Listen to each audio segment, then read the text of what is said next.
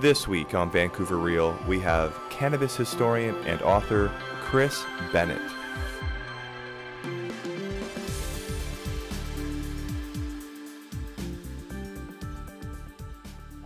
Yeah, well, I think any law against any plant, it's one thing to make chemicals illegal that are man-created, but, when you're talking about plants, this is like a natural state of things, a natural world.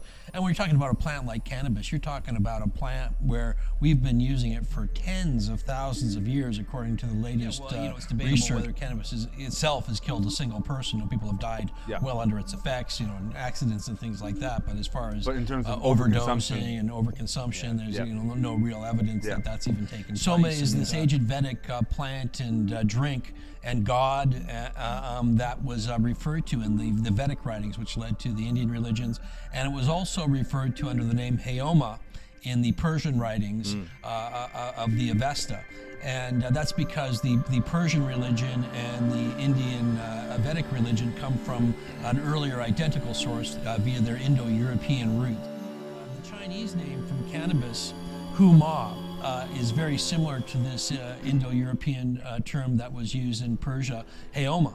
And they have recently found also this archaeologist, Victor Sarianati, a Russian archaeologist in the outer regions of the Afghan desert, in one of the homelands of the Zoroastrian religion and the Proto-Zoroastrian religion from which arose the Mazdian religion. They found three different temple sites with these huge temple structures, and at two of these sites, which were about the size of a football field, half the temple was dedicated to the preparation of a sacred beverage, and the archaeological evidence of sediments in the bowls used for grinding the substance, as well as in sediments in pots and stuff like that, and fossilized impressions of seed, show that this preparation was a preparation of cannabis and ephedra, and then in some later cases poppy.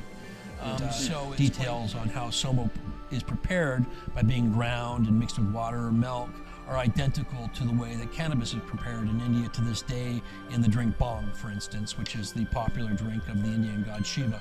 Yeah. Who's kind of what's that called? It's a tough win. It's like he's up in the polls right now, but election's a long ways off, and these conservatives have an unmovable base, Mm-hmm. Yeah. Pot's been a really big issue for Harper, always, politically. Even before he was an elected official, he was very anti-marijuana. And it's a religious one for him as well. His particular church that he's involved in is known for their anti-marijuana stance, even anti-medical marijuana stance. Whoa. So he's from one of these evangelical churches that's pretty right-wing.